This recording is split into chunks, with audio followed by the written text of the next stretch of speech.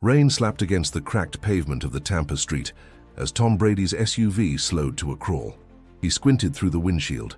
There, just under the flickering streetlight, sat a hunched figure on the curb, soaked through, a duffel bag resting at his feet like it weighed more than his own body. It had been years, but Tom knew that posture, that stillness, that quiet way of sitting like the world had gone deaf to you. "Coach?" he whispered, more to himself than anyone else. The man didn't look up. Tom pulled over and stepped out into the storm, his sneakers immediately soaked. His assistant behind him said something about the time, but he waved him off. He approached slowly, unsure what to expect. He hadn't seen Coach Marcus Talley in over a decade, not since the early New England days, before the Super Bowl rings started piling up, before the fame, the mansion, the avocado ice cream. "Marcus," he said, louder now. The man finally looked up. Tom felt something break inside him. The eyes were the same, but hollowed out, tired in a way no man should be. Beard overgrown, coat too thin for this weather. It wasn't just a bad week, this was survival. "Tom?" The voice cracked like brittle paper. "Tom Brady?" Tom crouched, ignoring the cold water pooling around his knees. "Jesus, Coach." "What the hell happened to you?" Marcus laughed, a dry, bitter sound. "Life, kid, the kind you don't see coming. Fire took the house. Insurance didn't cover. Wife passed last year. Son's in rehab. It just unraveled, one thread at a time." Tom didn't speak. He couldn't. This was the man who used to grab him by the jersey and scream into his face about composure, about owning every down like it was your last. This was the man who believed in him when the world still thought of him as a backup with a nice smile. Marcus Talley built warriors, and now he was living on a bench near a Dunkin' Donuts. Tom put a hand on his shoulder. "Come with me." "I can't take your money, Tom. I won't." "I'm not giving you money," Tom said firmly. "I'm giving you something I owe you. You gave me my career. You gave me belief. I'm giving you back your life." There was a silence between them, heavy with wet air and old memories. Finally, Marcus exhaled. "I've got nothing left," he said. "That's the perfect place to start," Tom replied, standing and offering a hand. As he helped Marcus to his feet, the wind kicked up again, slapping the rain sideways across their faces. But neither man moved. The former coach, unrecognizable to most, leaned against the most recognized quarterback in the world, like an old oak bending into the wind. Inside the SUV, Tom's assistant handed over a dry towel and a bottle of water. Marcus took them with quiet thanks. "Where are we going?" Marcus asked, voice hoarse. Tom looked out the window, already texting someone on his phone. "Home," he said simply. "A new one."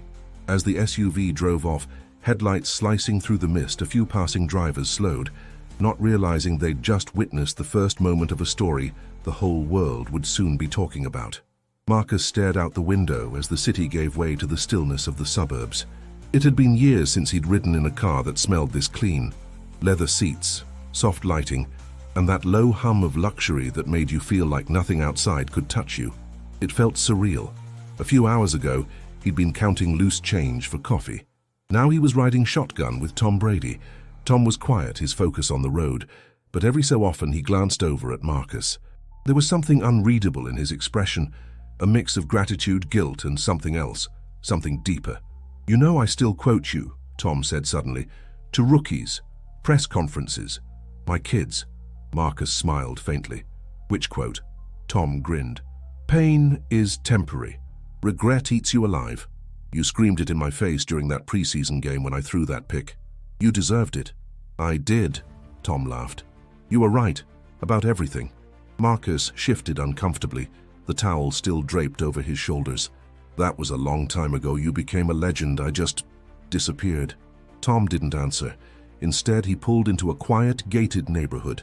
The homes here were modern but warm, all clean lines, wide porches, manicured lawns.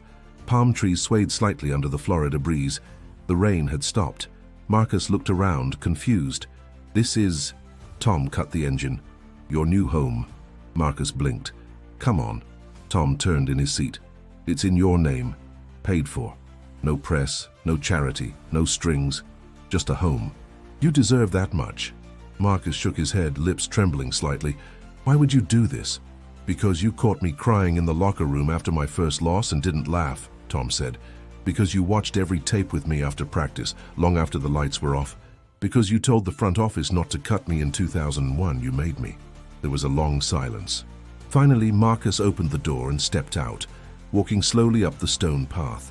His legs were weak from nights on the street, but his heart pounded. The door opened easily.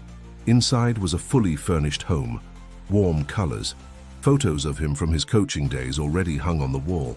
On the kitchen counter was a coffee machine with a sticky note, "Coach Fuel, tea." Marcus stood in the living room and slowly sank onto the couch. He didn't cry, not yet, but he sat there with both hands pressed together in front of his mouth as if in prayer. Tom sat beside him. "You kept the faith," Marcus whispered. Tom looked over. "You gave it to me." Marcus chuckled softly, shaking his head. "I've coached 1,000 players. Most forgot me. You brought me home." They sat in silence, two men from very different worlds, stitched together by old memories, pain, and something close to love, the kind forged only in locker rooms, battles and years of shared sacrifice. Tom's phone buzzed. He checked it quickly and then set it down. "You'll need a car," he said. "Already handled. Groceries get delivered tomorrow. You've got a doctor's appointment Tuesday, just routine, and I hired a guy to help with paperwork and stuff. He's chill. You'll like him." Marcus smiled. "You really did become a quarterback for life." Tom nodded. "I protect my people." And with that, they sat back on the couch, the night quiet around them. Outside, the palm trees whispered in the dark, and for the first time in years, Marcus Talley slept without fear. The Florida sun poured through the wide windows, lighting up the kitchen in soft gold. Marcus stood barefoot on the cool tile, staring at the coffee machine. He reached out and touched the sticky note again. "Coach Fuel, tea." He made his coffee slowly, like he was afraid it might disappear. Every movement, opening a cabinet, finding a clean mug, sitting down at his own kitchen table, felt surreal. He hadn't had a morning like this in years. No alarms, no noise, no wondering if someone would chase him off the steps of a diner. His hands trembled, and not from the caffeine. A knock at the door made him jump. He opened it cautiously. The young man on the other side wore a Tampa Bay Buccaneers polo shirt and carried a tablet. "Coach Talley?" Marcus blinked. "Yeah, I'm Daniel. Tom asked me to help get you settled. If it's all right, we can go over some documents, show you how everything works. Utilities, HOA stuff, all that." Marcus stepped aside and motioned him in. "Sure. You want coffee?" "Only if it's the good stuff," Daniel said, grinning. It was strange but comforting, watching this kid click through home settings and fill out forms while sipping from a mug that read, "No pain, no gain." Tom had thought of everything. Later that afternoon, Marcus stood in front of the bathroom mirror, freshly shaved, wearing a clean button-down that had been waiting for him in the closet. It was like looking at a ghost, not quite the man he used to be, but closer, stronger, a version that maybe still had something to offer. He sat on the back porch as the sun began to set, watching the golden haze settle over the neighborhood. That's when his phone, a brand new one Daniel had helped set up, buzzed. "Tom, you busy tomorrow? Want to come by the facility?" Marcus stared at the screen. His throat tightened. The Buccaneers facility. The thought of stepping foot in a locker room again, it stirred something deep, something he'd buried. "Marcus, I'm in." The next morning, Tom greeted him at the players' entrance with a wide grin. "Look at you, coach. You clean up better than I do." "Don't lie to me, Brady," Marcus muttered, but his smile gave him away. Inside, the energy was electric. Players jogged through drills. Coaches shouted directions. Marcus could feel the rhythm of the place, the tempo, the timing, the heartbeat of the game. It made his skin buzz. Tom led him to a meeting room. "I talked to the staff. They'd love your input. No pressure, just hang around, observe, speak if you want." Marcus paused. "You sure?" "I'm sure," Tom said. "These kids don't know what it means to fight yet. You do." That afternoon, Marcus watched from the sidelines. A rookie quarterback fumbled a snap and looked lost. Marcus stepped forward before he could think. "Hey," he called. "Come here." The kid trotted over. "What did you see pre-snap?" The rookie hesitated. "Cover 2, I think." "No thinking, you commit, you read, you adjust, and you lead. That's your job." The kid nodded, startled but listening. "Now go do it again, and this time, own it."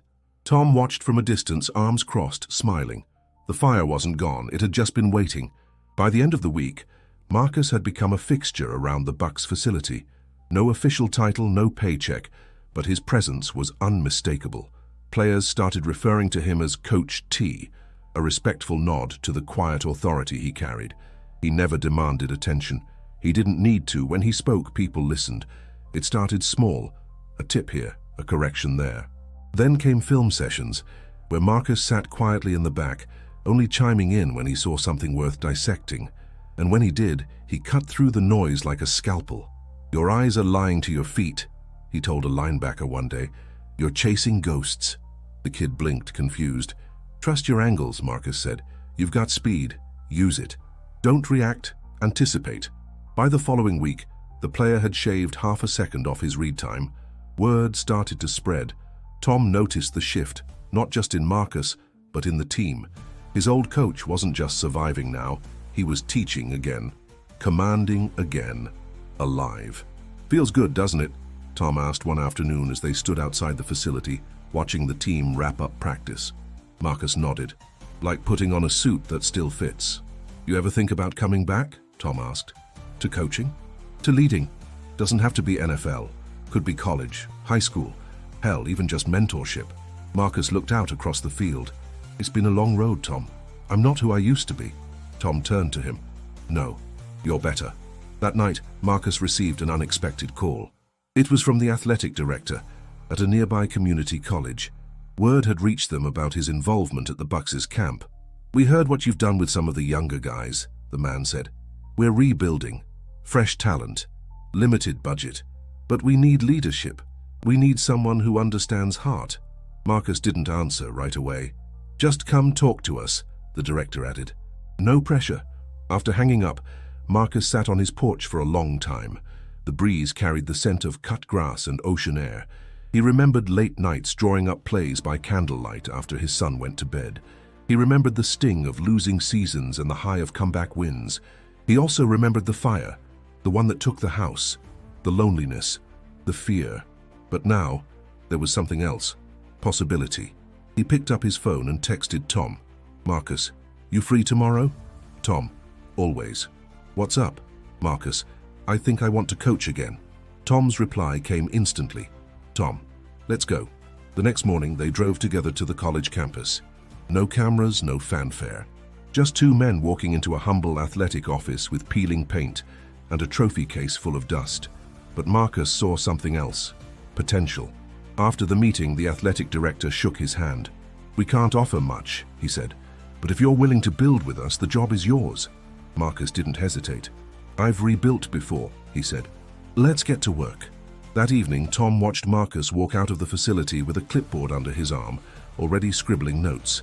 He looked like a man reborn. Tom smiled to himself. It was never about the house. It was always about giving Marcus back his why. 6 months later, the bleachers at the community college stadium rattled with the stomping feet of a few hundred fans. It wasn't a big crowd, not by pro standards, but the noise was real, the kind that only comes from people who care.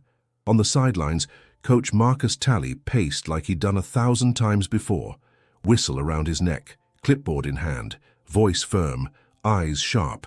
Sweat soaked through his cap under the Florida sun, but he didn't notice. He was locked in. "Clock's ticking. You've got one timeout, and they're giving you the flat. What are you doing?" he barked at his young quarterback. The kid, barely 19, nodded with determination. "Out route. Stop the clock. Then make it count," Marcus said, slapping his shoulder pads. Up in the stands, Tom Brady leaned back against the metal railing, sunglasses hiding the grin he couldn't suppress. He didn't come for attention. He came to watch. This was what he wanted, not a headline, not a tribute. Just this, his coach, back where he belonged. The snap came. The QB dropped back, read the defense, then fired a crisp pass to the sideline. Caught. First down. The home crowd erupted. Marcus didn't celebrate. Not yet. There was still work to do. On the next play, they punched it into the end zone. The roar of the small stadium shook the bleachers. The players swarmed the field, hoisting each other in celebration. It wasn't a championship, just a hard-fought win, but to Marcus, it was everything. Every second of pain, of doubt, of nights spent in the cold, it all pointed to this moment. He stood back, arms crossed, letting his players have their moment. Tom made his way down to the field. Marcus turned as he approached, shaking his head. "You came all the way out here." Tom laughed. "I wouldn't miss it." They hugged, the kind of hug that says everything words can't. Years of history, gratitude, redemption. "You've got a real team here," Tom said, glancing around. "I've got kids with heart," Marcus replied. "That's more than enough. You look good out here." "I feel good," Marcus admitted. "First time in a long time." Tom reached into his jacket and pulled out a small box. "I wasn't going to make a thing out of this, but—" Marcus opened it. Inside was a Super Bowl ring. "The 20 you were 21, Tom said. "The Bucks. I wouldn't have gotten it if you hadn't taught me how to lead." Marcus looked at him, stunned. "Tom, I can't take this." "You already did. You just forgot," Tom said. "Now it's back where it belongs." Marcus stared down at the ring for a long time, then closed the box gently. "Thank you." They stood together in silence, the Florida sky beginning to darken. Stadium lights flicked on, buzzing softly. "You saved my life," Marcus said finally. Tom shook his head. "You saved mine first." As the crowd filtered out, some fans glanced at them. Two men, two generations, bound by something far stronger than fame or fortune. Respect, loyalty, love. Tom turned to leave, pausing only once. "You did good, coach." Marcus smiled, slipping the ring into his jacket pocket. "You too, kid." And as Tom disappeared into the night, Marcus turned back toward the field, the place he'd nearly lost, and now reclaimed. Sometimes a house isn't just walls and a roof. Sometimes it's a chance to rebuild a soul. If this story moved you, subscribe and click the video on screen. It was chosen just for you, and you're going to love what's next. To continue their journey and discover the moment that changed everything, subscribe and leave a comment below. You don't want to miss what happens next.